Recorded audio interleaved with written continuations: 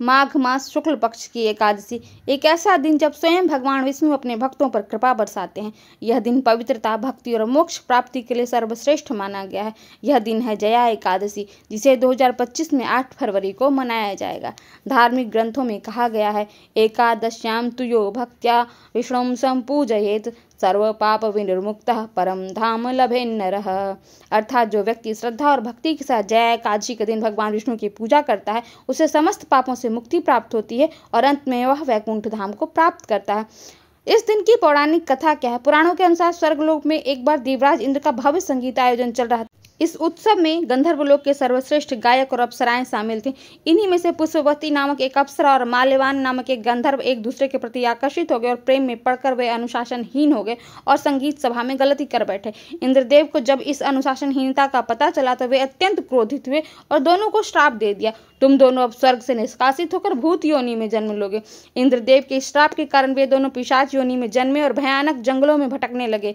ठंड, भूख और प्यास से परेशान वे दुखी और निराश थे, लेकिन संयोग से एक दिन उन्होंने बिना अन्न जल ग्रहण किए ही दिन बिता दिया। रात को जब उन्होंने एक ऋषि को जया एकादशी व्रत के बारे में बताते सुना, तब उन्हें एहसास हुआ कि उन्होंने अनजाने में इस पवित्र व्रत का पालन कर लिया।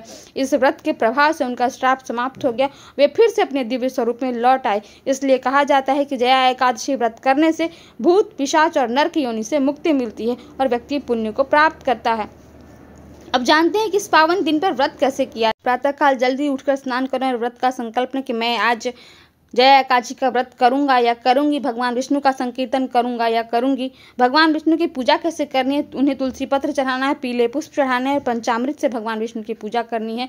विष्णु सहस्त्रनाम और गीता का पाठ आप कर सकते हैं, गजेंद्र मोक्ष का भी पाठ कर सकते हैं।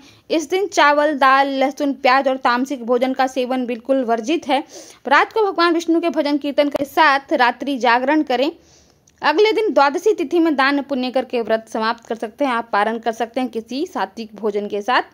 इस व्रत को करने से लाभ क्या है? पूर्व जन्म के और इस जन्म के सभी पाप नष्ट होते हैं, मन की शुद्धि होती है और नकारात्मक ऊर्जा दूर होती है। पिशाच योनि, भूत योनि और नरक से मुक्ति मिलती है। आर्थिक समृद्धि, अच्छे स्वास्थ्य और परिवार में सुख शांति बनी रहती है। जीवन के सभी संकट समाप्त होते हैं और मोक्ष की प्राप्ति होती है।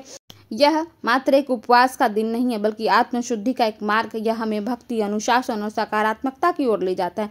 भगवान विष्णु की कृपा प्राप्त करने के लिए आप यह व्रत रखें, अपने जीवन के सभी संकटों से मुक्ति पाएं और अपने पापों का प्रायश्चित करें। इस पुण्य अवसर को और भी विशेष बनाने के लिए इस जानकारी को अपने परिवार और दोस्तों के साथ शेयर करें।